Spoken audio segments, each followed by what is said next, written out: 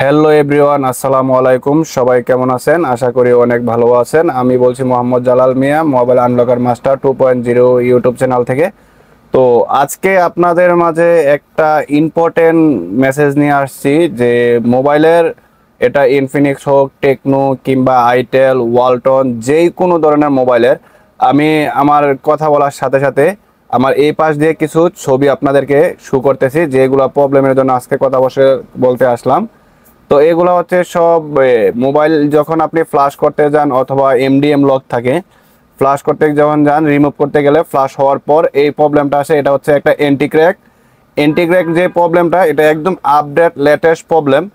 তো যাদের যাদের মোবাইল ফ্লাশ করতে গিয়ে মোবাইল চালু হচ্ছে না, বারবার অটো রেজিস্টার নিতেছে, তো আমি স্ক্রিনের পাশে দেখেন, আমি হোয়াটসঅ্যাপে আপনাদেরকে দেখিয়ে দিয়েছি যে কাস্টমার আমাকে নক দেওয়ার পর আমি তার কাজটা কমপ্লিট করে দিছি।